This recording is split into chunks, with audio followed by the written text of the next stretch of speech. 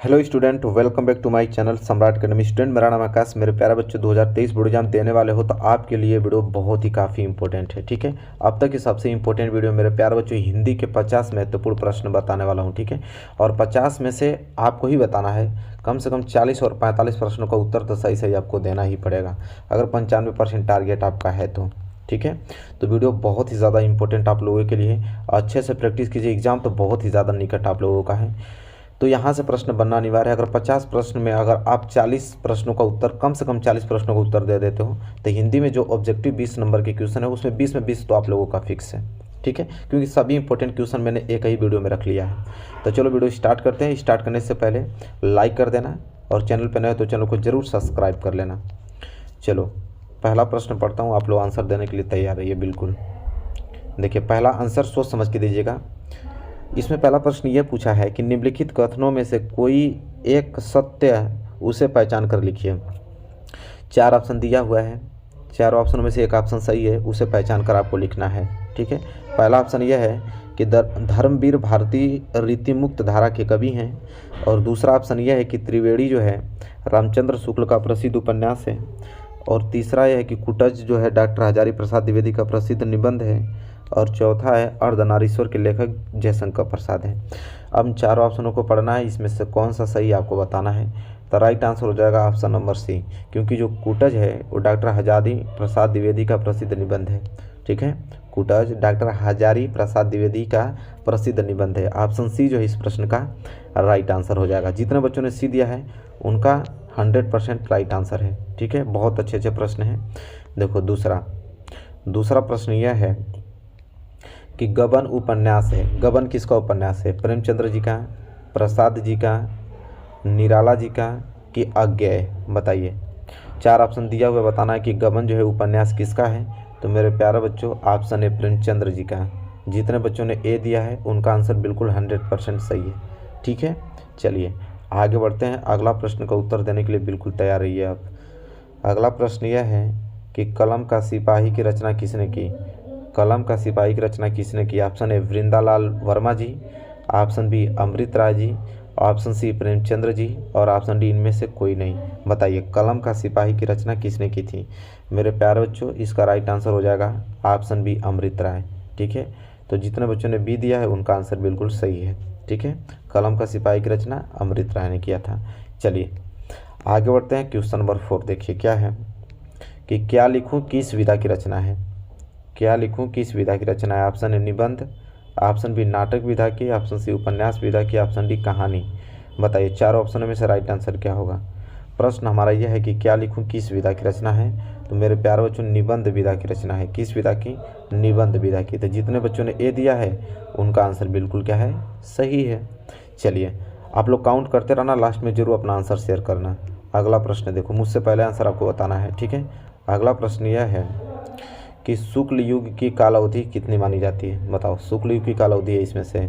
Option A 1850 ईस्वी से 1900 तक, ऑप्शन बी 1900 ईस्वी से 1920 तक, और ऑप्शन सी की अगर हम बात करें तो 1919 ईस्वी से 1938 तक, और ऑप्शन डी जो है 1938 से 1920 तक। बताइए क्या होगा राइट आंसर। शुक्ल युग की कालावधि मानी जाती है मेरे प्यारे बच्चों 1919 से 1938 तक मानी जाती है। प्रश्न बहुत ज़्यादा इंपॉर्टेंट है। ठीक है, ये तो पेपर में 100% पूछा जाएगा। अवधि से एक प्रश्न 100% पूछेगा, लिखित है। तो जितने बच्चों ने सी दिया है उनका आंसर सही है। चलिए आगे बढ़ते हैं। अगला प्रश्न देख लो, प्रश्न नंबर 6। ध्रुव स्वामिनी नाटक के लेखक कौन हैं? ध्रुव स्वामिनी नाटक के लेखक हैं। ऑप्शन ए हरिकृष्ण प्रेमी जी, option B Jaishankar Prasad ji, option सी विष्णु प्रभाकर जी, और ऑप्शन डी मोहन राकेश। बताइए क्वेश्चन नंबर 6 का राइट आंसर क्या होगा। ध्रुव स्वामिनी नाटक के लेखक पूछ रहा है ना, तो देखिए ध्रुव स्वामिनी नाटक के जो लेखक हैं वो आपके ऑप्शन बी जयशंकर प्रसाद जी हैं। तो जितने बच्चों ने बी दिया है उनका आंसर बिल्कुल 100% सही है। ठीक है, चलिए मेरे प्यारे बच्चों आगे बढ़ते हैं। प्रश्न नंबर 7 देख लो क्या है। प्रश्न नंबर 7 है कि बर्फ की गुड़िया के रचनाकार कौन है? ठीक है, बर्फ की गुड़िया के रचनाकार ऑप्शन है पद्मलाल पूनालाल बख्शी जी, ऑप्शन बी जयप्रकाश भारती जी, ऑप्शन सी रामधारी सिंह दिनकर जी, और ऑप्शन डी आचार्य रामचंद्र शुक्ल जी। बताइए इन 4 ऑप्शनों में से राइट आंसर क्या होगा। बर्फ की गुड़िया के रचनाकार पूछ रहा है। ठीक है, तो इसका राइट आंसर हो जाएगा ऑप्शन बी जयप्रकाश भारती जी। तो जितने बच्चों ने बी पे क्लिक किया उनका आंसर 100% सही है। ठीक है, बर्फ की गुड़िया के रचनाकार जयप्रकाश भारती जी। चलिए मेरे प्यारे बच्चों, इसी के साथ आगे बढ़ते हैं। प्रश्न नंबर 8वां देख लो। और प्रश्न नंबर 8वां फिर वैसा ही प्रश्न आ गया, पहचान कर बताना है कौन सत्य है। निम्नलिखित कथनों में से कोई एक कथन सही है, उसे पहचान कर लिखिए। चलिए पहला पढ़ता हूँ। ऑप्शन ए है, हिंदी साहित्य का इतिहास रामचंद्र शुक्ल का निबंध संग्रह है। ऑप्शन बी, आत्मदाह चतुर्सेन शास्त्री का कहानी संग्रह है। ऑप्शन सी, झूठा सच यशपाल द्वारा लिखित प्रसिद्ध नाटक है। और ऑप्शन डी जो है, आकाशदीप जयशंकर प्रसाद का प्रमुख कहानी संग्रह है। तो बताइए, सोच समझ के जवाब दीजिएगा कि इसमें से कौन सा कथन सही है। तो मेरे प्यारे बच्चों, ऑप्शन नंबर डी, क्योंकि आकाशदीप जो है जयशंकर प्रसाद का प्रमुख कहानी क्या है, संग्रह है। ठीक है, कहानी संग्रह है आकाशदीप, किसका, जयशंकर प्रसाद जी का। तो जितने बच्चों ने डी दिया है उनका आंसर बिल्कुल सही है। चलिए मेरे प्यारे बच्चों आगे बढ़ते हैं। अगला प्रश्न देख लो। अगला प्रश्न यह है कि रस मीमांसा के लेखक कौन हैं। Option A, Acharya Ramchandra Shukla ji. Option B, Gulab Rai ji. Option C, Bhagwat Sharan Upadhyay जी। और ऑप्शन डी जो है, जयप्रकाश भारती जी। बताइए इन चारों ऑप्शन में से राइट आंसर क्या होगा। रस मीमांसा के लेखक कौन हैं। तो मेरे प्यारे बच्चों, ऑप्शन नंबर ए, रस मीमांसा के लेखक हैं आचार्य रामचंद्र शुक्ल जी। जितने बच्चों ने ए दिया है उनका आंसर बिल्कुल सही है। चलिए आगे बढ़ चलते हैं। अगला प्रश्न जो यह है, प्रश्न नंबर 10वां, कि गेहूँ और गुलाब किसकी रचना है। गेहूँ और गुलाब जो है किसकी रचना है। ऑप्शन ए, रामविलास शर्मा जी की। ऑप्शन बी, रामवृक्ष बेनीपुर जी की। ऑप्शन सी, प्रेमचंद्र जी की। और ऑप्शन डी, महादेवी वर्मा। बताइए इन चारों ऑप्शन में से राइट आंसर क्या होगा कि गेहूँ और गुलाब किसकी रचना है। तो मेरे प्यारे बच्चों, ऑप्शन बी, रामवृक्ष बेनीपुर जी के, सबको मालूम है। जितने बच्चों ने बी दिया उनका आंसर बिल्कुल सही है। ठीक है, आगे बढ़ते रहिए, निरंतर पूरा का पूरा उत्तर देना है आप लोगों को। ठीक है, चलिए तैयारी कर रहे हैं तो बढ़िया से कीजिए। अगला प्रश्न यह है कि निम्न में रीतिकाल की कालावधि बताइए क्या। ऑप्शन ए, 1643 ईस्वी से 1843 ईस्वी तक। ऑप्शन बी, 1343 से 1643 ईस्वी तक। ऑप्शन सी, 743 से 1343 तक। ऑप्शन डी, 1843 से आज तक। बताओ प्रश्न नंबर 11 का राइट आंसर क्या होगा। रीतिकाल की अवधि पूछ रहा है ना, तो रीतिकाल की अवधि मानी जाती है 1643 ईस्वी से 1843 ईस्वी तक मानी जाती है। मतलब कि ऑप्शन ए जो इस प्रश्न का राइट आंसर हो जाएगा। तो जितने बच्चों ने ए दिया है उनका आंसर सही है। चलिए आगे अगर हम बात करें और अगला प्रश्न की अगर हम बात करें तो अगला प्रश्न देखो क्या है, प्रश्न नंबर 12। प्रश्न नंबर 12 यह है कि भारतेंदु युग किस काल के अंतर्गत आता है। भारतेंदु जो युग है किस काल के अंतर्गत आता है। ऑप्शन ए, भक्ति काल। ऑप्शन बी, रीतिकाल। ऑप्शन सी, आधुनिक काल। ऑप्शन डी, आदिकाल। ठीक है, बताइए, बहुत प्यारा प्रश्न है कि भारतेंदु युग जो है किस काल के अंतर्गत आता है। तो ऑप्शन सी, आधुनिक काल के अंतर्गत आता है। ठीक है, तो जितने बच्चों ने सी दिया है उनका आंसर सही है। याद रखिएगा, ये सारे प्रश्न बनेंगे एग्जाम में। ठीक है आपके। अगला प्रश्न देख लो, प्रश्न नंबर 13 क्या है, कह रहा है कि आधुनिक युग की मीरा है, मतलब आधुनिक युग की मीरा किसे कहा जाता है, पूछ रहा प्रश्न ये है। ऑप्शन है महादेवी वर्मा को। ऑप्शन बी, सुभद्रा कुमारी चौहान जी को। ऑप्शन सी, सुमित्रा कुमारी सिन्हा जी को। ऑप्शन डी, इनमें से कोई नहीं। बताइए क्वेश्चन नंबर 13 का राइट आंसर क्या होगा। तो आधुनिक युग की जो मीरा माना जाता है मेरे प्यारे बच्चों, महादेवी वर्मा को माना जाता है। तो ऑप्शन ए जो इस प्रश्न का राइट आंसर हो जाएगा। चलिए आगे हम बात कर लेते हैं। प्रश्न नंबर 14 क्या है, छायावाद के कवि कौन हैं। चार ऑप्शन में से बताना कि छायावाद के कवि हैं। Option A, Kunwar Narayan ji. Option B, Jaishankar Prasad ji. Option C, Agyeya. Option D, Makhanlal Chaturvedi ji. बताइए क्या होगा राइट आंसर क्वेश्चन नंबर 14 का। मेरे प्यारे बच्चों, छायावाद के कवि जो हैं वो हैं जयशंकर प्रसाद जी। ऑप्शन बी जो इस प्रश्न का राइट आंसर हो जाएगा। अगर आपने भी दिया है तो बिल्कुल आपका आंसर सही है। ठीक है, उसको क्लिक कर लो। चलो आगे बात कर लेते हैं। अगला प्रश्न देखिए, प्रश्न नंबर 15 क्या है, प्रयोगवाद के कवि कौन है, इसमें से बताना है। प्रयोगवादी कवि कौन है। प्रयोगवादी कवि option A, Mahadevi Verma ji. Option B, Sumitranand Pant ji. Option C, Nirala. और ऑप्शन डी की अगर हम बात करें, गिरजा कुमार माथुर जी। तो प्रयोगवादी कवि इसमें से कौन है, तो ऑप्शन डी, गिरजा कुमार माथुर जी। ये जो हैं ये प्रयोगवादी के कवि हैं। तो जितने बच्चों ने डी दिया है उनका आंसर बिल्कुल क्या है, सही है। चलिए इसी के साथ अगर हम आगे बढ़ लेते हैं और अगला प्रश्न की अगर हम बात करें तो है कि छायावाद की मुख्य विशेषताएं कौन है। छायावाद की मुख्य विशेषता पूछ रहा है। ऑप्शन ए, प्रकृति का मानवीकरण। ऑप्शन बी, युद्ध का वर्णन। ऑप्शन सी, यथार्थ चित्रण। और ऑप्शन डी जो है, भक्ति की प्रधानता। तो मेरे प्यारे बच्चों, छायावाद की मुख्य विशेषता जो है वो ऑप्शन हो जाएगा ए, प्रकृति का मानवीकरण। ये मुख्य विशेषता होती है छायावाद की, प्रकृति का मानवीकरण, याद रखिएगा, ठीक है।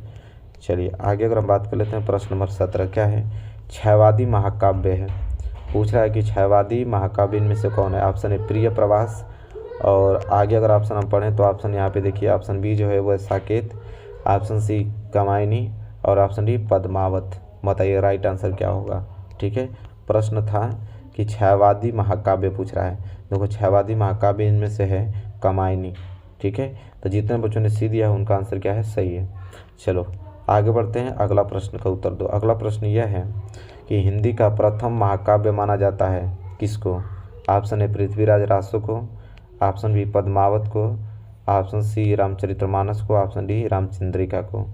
तो हिंदी का जो प्रथम महाकाव्य माना जाता है वो माना जाता है पृथ्वीराज रासो को। तो ऑप्शन ए जो इस प्रश्न का राइट आंसर हो जाएगा, ठीक है। चलिए अगर आगे हम बढ़ें, अगला प्रश्न पूछें। अगला प्रश्न यह है कि जयशंकर प्रसाद का जो जन्म स्थान है, मतलब जयशंकर प्रसाद का जन्म कहाँ हुआ था। ऑप्शन ए काशी में, option B Prayagraj, option C Kanpur, option D Lucknow. बताओ जयशंकर प्रसाद का जो जन्म स्थान है वो कहाँ पे माना जाता है, तो काशी में। कहाँ पे, काशी। ऑप्शन ए जो इस प्रश्न का राइट आंसर हो जाएगा। चलिए आगे बढ़ते हैं, अगला प्रश्न देख लो, प्रश्न नंबर 20वां क्या है कि आचार्य रामचंद्र शुक्ल का जन्म कब हुआ था, बताना है। ऑप्शन ए 1884 में, ऑप्शन बी 1886 में, और ऑप्शन सी की बात करें 1888 में, और ऑप्शन डी 1890 में। बचाओ, ये तो प्रश्न नॉर्मल है कि आचार्य रामचंद्र शुक्ल का जन्म कब हुआ था मेरे प्यारे बच्चों। ऑप्शन ए 1884 में। तो जितने बच्चों ने ए दिया है उनका आंसर क्या है, सही है। और आगे हम बढ़ चलेंगे, अगला प्रश्न देखेंगे 21 यह है कि ममता कहानी के रचनाकार कौन थे। जो ममता कहानी थी उसके रचनाकार कौन थे। Option A Acharya Ramchandra Shukla ji, option B Premchandra ji, option C Jaishankar Prasad ji, और एक ऑप्शन नीचे है वो है भागवत शरण उपाध्याय जी। बताइए कि ममता कहानी के जो रचनाकार हैं कौन हैं, तो ऑप्शन सी जयशंकर प्रसाद जी। जितने बच्चों ने सी दिया है उनका आंसर बिल्कुल क्या है, सही है। चलिए मेरे प्यारे बच्चों आगे बढ़ चलते हैं, अगला प्रश्न देखो 22 मेरे प्यारे बच्चों यह है कि निम्न में से कौन सी रचना जो है डॉक्टर राजेंद्र प्रसाद जी की है। चारों ऑप्शन में से बताना है कि डॉक्टर राजेंद्र प्रसाद जी की कौन सी रचना है इन चारों में से। ऑप्शन है भारतीय शिक्षा, ऑप्शन बी जो है शिक्षा और संस्कृति, ऑप्शन सी बापू के कदमों में, ऑप्शन डी उपयुक्त सभी। बताओ 22 का राइट आंसर क्या होगा। तो मेरे प्यारे बच्चों ऑप्शन डी जो है इस प्रश्न का राइट आंसर होगा, क्योंकि ये सभी भारतीय शिक्षा भी और शिक्षा और संस्कृति और बापू के कदमों में तीनों रचना जो है वो किनकी हैं, तो डॉक्टर राजेंद्र प्रसाद जी के। इसलिए हमने ऑप्शन डी को क्लिक किया है कि उपयुक्त सभी, ठीक है। चलिए आगे अगर हम बढ़ें, अगला प्रश्न देख लो। अगला प्रश्न यह है कि खून के छींटे के रचनाकार कौन है। खून के छींटे के रचनाकार, option A Haribhau Upadhyay, option B doctor Bhagwat Sharan Upadhyay ji, option C doctor Rajendra Prasad ji, और ऑप्शन डी जयशंकर प्रसाद जी। तो मेरे प्यार बच्चों बताओ खून के जो छींटे हैं उनके रचनाकार कौन हैं, तो इसका राइट आंसर हो जाएगा option B doctor Bhagwat Sharan Upadhyay जी खून के छींटे के रचनाकार हैं, ठीक है। तो जितने बच्चों ने बी दिया है उनका आंसर क्या है, सही है। चलिए आगे बढ़ेंगे, अगला प्रश्न देखो 24 यह है 24 में हमसे पूछा है कि सूरसागर किसके द्वारा रचित है।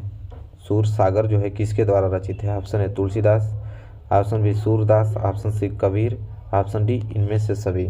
तो सूरसागर जो है किसके द्वारा रचित है, तो बहुत सिंपल है, सूरदास के द्वारा। किनके द्वारा, सूरदास के द्वारा रचित जो है वो सूरसागर है, ठीक है।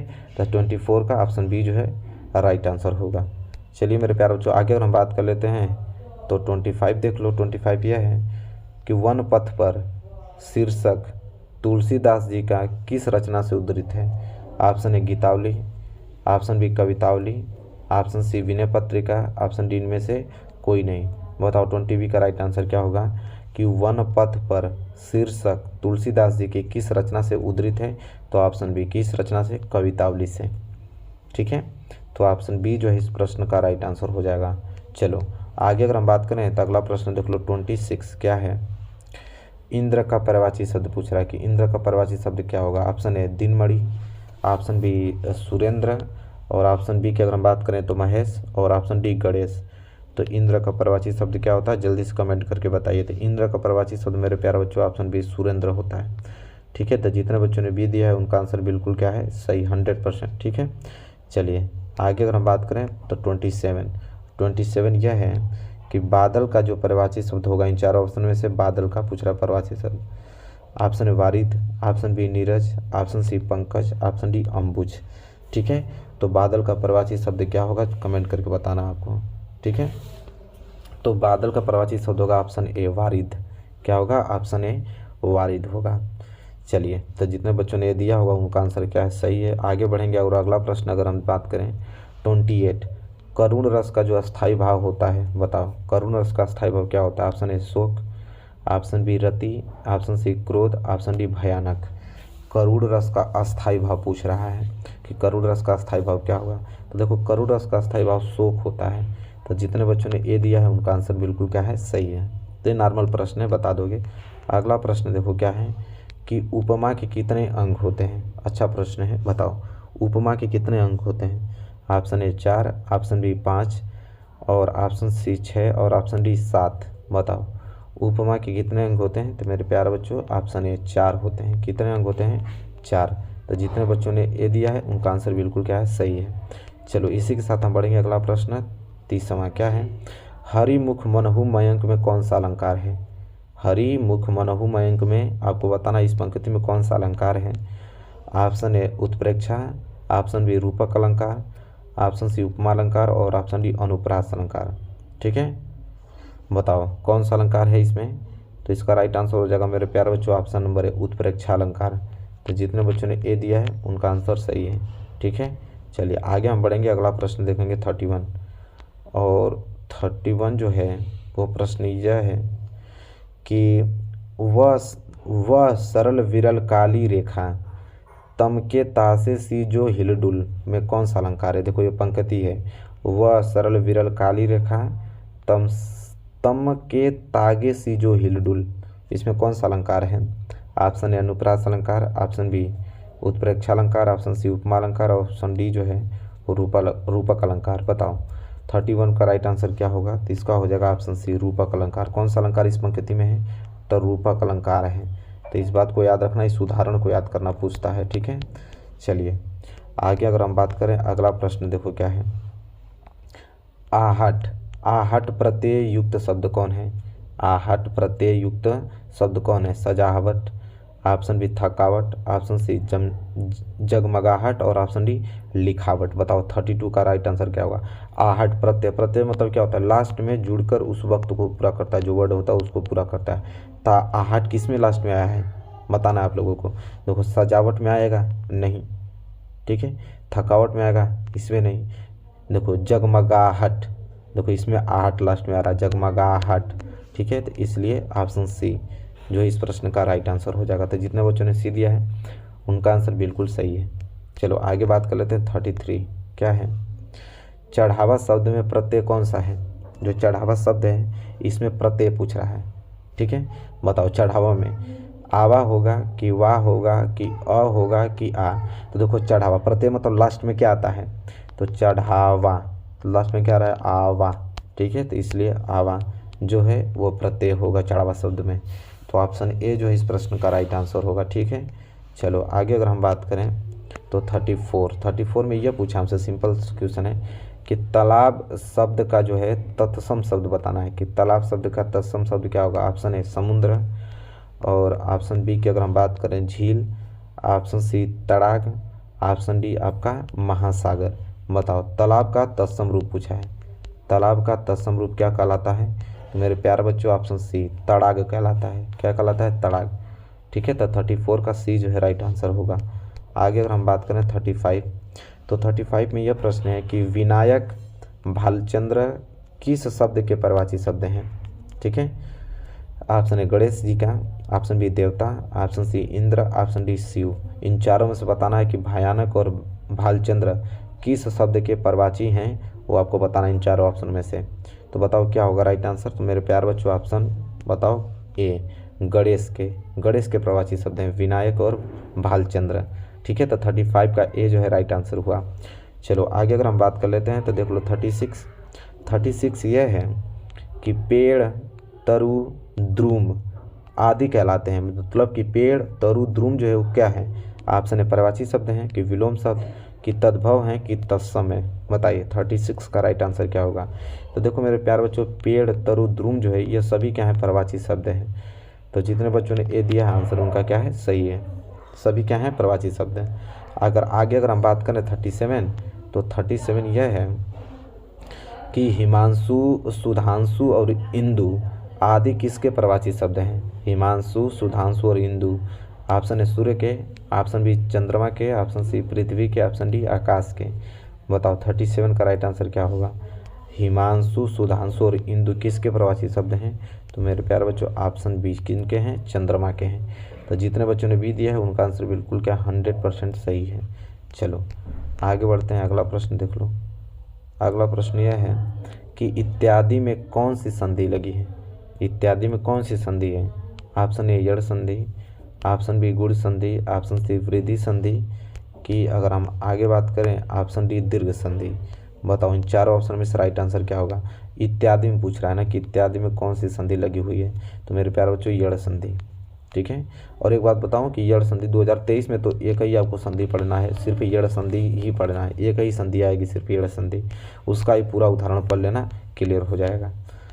अगला प्रश्न देखो क्या है, कह रहा है कि तथैव में संधि विग्रह है। अगर तथैव का संधि विग्रह किया जाए तो क्या होगा। ऑप्शन ए तथा धन एव, ऑप्शन बी तथ धन एव, ऑप्शन सी तथैव प्लस व, क्या ऑप्शन डी तथ प्लस एव। बताओ 39 का राइट आंसर क्या होगा कि तथैव का अगर संधि विच्छेद करेंगे तो मेरे प्यारे बच्चों तथा धन एव आएगा। मतलब कि ऑप्शन ए जो है इस प्रश्न का राइट आंसर होगा। ठीक है, चलो आगे अगर हम बात करेंगे तो 40वां प्रश्न देख लो क्या है। 40 प्रश्न यह है कि अति प्लस आचार्य में संधि कौन सी होगी। अगर अति प्लस आचार्य को अगर हम लोग जोड़ेंगे तो कौन सा वर्ड प्राप्त होगा। अत्याचार कि अतिचार कि अत्याचार कि इनमें से कोई नहीं। बताओ अति प्लस आचार्य में कौन सी संधि होगी, तो हो जाएगा आपका अत्याचार। ऑप्शन ए जो इस प्रश्न का राइट आंसर होगा। ठीक है, चलिए अगर इसी तरह आगे बढ़ें तो अगला प्रश्न है 41। देखो 41 यह है कि फल शब्द के चतुर्थी विभक्ति और एक वचन में रूप होगा। अगर फल की बात करें, जो शब्द फल है उसका चतुर्थी विभक्ति और एक वचन में कौन सा रूप होगा। ऑप्शन है फलेन, ऑप्शन बी फलाय, ऑप्शन सी फलात, ऑप्शन डी फलाशय। बताओ फलस्य कौन सा राइट आंसर होगा कि फल शब्द के चतुर्थी विभक्ति और एक वचन में कौन सा यहाँ पे रूप होगा। तो मेरे प्यारे बच्चों फलाय होगा। क्या होगा, फलाय, ऑप्शन बी। ठीक है, तो जितने बच्चों ने बी दिया उनका आंसर क्या है, सही है। आगे अगर हम बात करेंगे तो 42 देख लो। 42 यह है कि पट धातु लट लकार उत्तम पुरुष और एक वचन का रूप कौन सा होगा। पट धातु लट लकार उत्तम पुरुष और एक वचन का रूप कौन सा होगा। ऑप्शन ए पठामा, ऑप्शन बी पठामी, ऑप्शन सी पटसी, ऑप्शन डी पठाव। बताओ 42 का राइट आंसर क्या होगा मेरे प्यारे बच्चों, तो इसका हो जाएगा पठामी। ऑप्शन बी जो इस प्रश्न का राइट आंसर होगा, क्योंकि पट धातु का अगर लट लकार देखा जाए और उसमें भी आपका उत्तम पुरुष और एक वचन देखा जाए तो पठामी प्राप्त होता है। ठीक है, पठामी देखने को मिलेगा आपको। चलो तो 42 का बी जो है राइट आंसर हो जाएगा। आगे अगर हम बात करें तो अगला प्रश्न यह है आपका 43। क्या है कि निम्न में से माता शब्द के प्रवाची कौन से हैं। चारों ऑप्शन में बताना है कि माता शब्द के प्रवाची कौन से होंगे। ऑप्शन ए अम्बा कामा मात, कि भ्राता कामा मीत, कि भामिनी कामा वनिता, ऑप्शन डी तिर्य प्लस वल्लभा। बताओ 43 का राइट आंसर क्या होगा। माता शब्द का प्रवाची शब्द कौन सा होगा इसमें, तो ऑप्शन ए। ठीक है, अम्बा और मात ये दोनों जो हैं माता शब्द के क्या है, प्रवाची शब्द हैं। तो ए अगर जितने बच्चों ने दिया होगा उनका आंसर क्या है, सही है। आगे अगर हम बात करें तो अगला प्रश्न देख लो क्या है। अगला प्रश्न यह है कि गंगा यमुना का जो समास विग्रह है, अगर गंगा यमुना का समास विग्रह क्या होगा। ऑप्शन ए गंगा और Yamuna, option B Ganga Yamuna, option C Ganga plus Yamuna, option D Yamuna plus Ganga. बताओ 44 का राइट आंसर क्या होगा। तो देखो गंगा और योजक चिन्ह यमुना का समास विग्रह, तो जहाँ पे भी योजक चिन्ह लगा होता है ना, तो योजक चिन्ह को हटाओगे तो योजक चिन्ह के जो हम लोग और लगाते हैं तो क्या हो जाएगा, गंगा और यमुना। मतलब कि ऑप्शन ए जो इस प्रश्न का राइट आंसर हो जाएगा। ठीक है, तो जितने बच्चों ने ए दिया है उनका आंसर क्या है, सही है। चलो आगे अगर बात करें तो 45 देख लो। देखो 45 में यह है कि रोला में कितनी मात्राओं पर यति होता है। अगर रोला की बात करें तो रोला में कितनी मात्राओं के बाद यति आता है। ऑप्शन ए 11 और 13, ऑप्शन बी 13 और 11, ऑप्शन सी 12 और 10, ऑप्शन डी इनमें से कोई नहीं। ठीक है, बताओ 45 का राइट आंसर क्या होगा कि रोला में कितनी मात्राओं पर यति होती है। तो 11 और 13 मात्राओं के बाद यति आता है। ठीक है, याद रखना। तो जितने बच्चों ने ए दिया उनका आंसर क्या है, सही 100%। चलो आगे अगर हम बात करें तो अगला प्रश्न देख लो क्या है। अगला प्रश्न यह है कि पीपर पात सरिस मंडोला में कौन सा अलंकार है। ऑप्शन ए उपमा अलंकार, ऑप्शन बी की अगर बात करें उत्प्रेक्षा अलंकार, ऑप्शन सी की बात करें रूपक अलंकार, ऑप्शन डी की बात करें यमक। ठीक है, पीपर पात सरिस मंडोला में कौन सा अलंकार है आपको बताना है। तो मेरे प्यारे बच्चों ऑप्शन नंबर ए उपमा अलंकार है। कौन सा अलंकार इनमें है, उपमा अलंकार। देखो यही आपको उदाहरण सब याद करना है आपको। उपमा अलंकार का ये बहुत इंपॉर्टेंट उदाहरण है, यही एग्जाम में आता है। ठीक है, तो इसको याद कर लेना। चलो देखें आगे। अगला प्रश्न यह है कि सोरठा के प्रथम एवं तृतीय चरण में कितनी मात्राएं होती हैं। अगर हम बात करें सोरठा के प्रथम और तृतीय चरण में मात्राओं की तो बताओ कितनी होती हैं।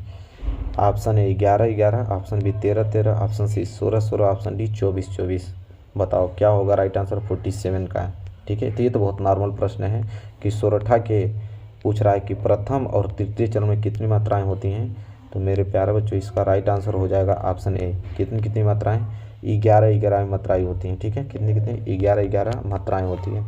तो जितने बच्चों ने ए दिया आंसर उनका सही है बिल्कुल। आगे अगर बात कर लें तो 48, देखो 48 है। 48 प्रश्न यह है कि अग्नि का प्रवाची है, इसमें से बताना है अग्नि का प्रवाची शब्द कौन होगा। ऑप्शन ए अनल, ऑप्शन बी पावक, ऑप्शन डी आग, ऑप्शन डी उपयुक्त सभी। देखो क्या होगा राइट आंसर। तो देखो अग्नि के प्रवाची शब्द उपयुक्त सभी, क्योंकि अग्नि का प्रवाची शब्द अनल, पावक, आग ये तीनों होती हैं, इसलिए ऑप्शन डी जो इस प्रश्न का राइट आंसर हो जाएगा। तो जितने बच्चों ने डी दिया उनका आंसर बिल्कुल सही है। आगे अगर बात करें तो देख लो 49 यह है कि अपव्यय में उपसर्ग लगा है। अपव्यय में उपसर्ग लगा है कौन सा, उप की अ की अप की आ। उपसर्ग का मतलब होता है कि आगे लगना। तो आगे देखो अपव्यय में आगे क्या लगा है, सिंपल अप लगा है। तो अप लगा है मतलब कि सी जो इस प्रश्न का राइट आंसर होगा। तो जितने बच्चों ने सी दिया है उनका आंसर बिल्कुल सही है। आगे अगर बात कर लेते हैं तो अगला प्रश्न देख लो कि गुरुवादेशों में कौन सी संधि है। पूछ रहा है कि गुरुवादेशों में कौन सी संधि है। ऑप्शन ए गुण संधि, ऑप्शन बी यड़ संधि, ऑप्शन सी दीर्घ संधि, ऑप्शन डी वृद्धि संधि। तो बताओ 50 का राइट आंसर क्या होगा कि गुरुवादेशों में कौन सी संधि है। तो मेरे प्यारे बच्चों ऑप्शन बी यड़ संधि है। कौन सा संधि है, यड़। एक चीज़ बताया कि संधि में मात्र एक ही संधि पढ़ना है, यड़ संधि। तो 2023 बोर्ड एग्जाम में कोई भी संधि पूछ दें और ऑप्शन में संधि का नाम दिया हो तो आप आंख बंद करके यड़ संधि पे क्लिक कीजिए, क्योंकि वही पढ़ना है तो वही देगा। चलो तो देखो 50 प्रश्न कराए, ईमानदारी से बताओ कि 50 में से 40 कितने बच्चों के सही हैं, या 45, या कुछ ऐसे बच्चे होंगे कि 50 में 50 सही कर दिए होंगे। तो कमेंट करना, मैं सबका कमेंट पढ़ूंगा, देखूंगा कि तैयारी कैसी चल रही है आपकी। तो तैयारी बिल्कुल चलना चाहिए क्योंकि टाइम नहीं है, टाइम बिल्कुल नहीं है। आपको जो भी पढ़ना है बिल्कुल एक ही बार में पढ़ना है और एक ही बार में याद कर लेना है। ठीक है, तो अगर ये 50 प्रश्न तैयार है तो 20 नंबर आपके बिल्कुल फिक्स हैं, पेटी क्वेश्चन के लिखित हैं। तो मेरे प्यारे बच्चों वीडियो को शेयर कर दो, और वीडियो को लाइक नहीं किया तो लाइक कर देना। चैनल पर नए हो तो चैनल को जरूर सब्सक्राइब कर लेना। चलो मिलेंगे नेक्स्ट वीडियो में, तब तक के लिए धन्यवाद।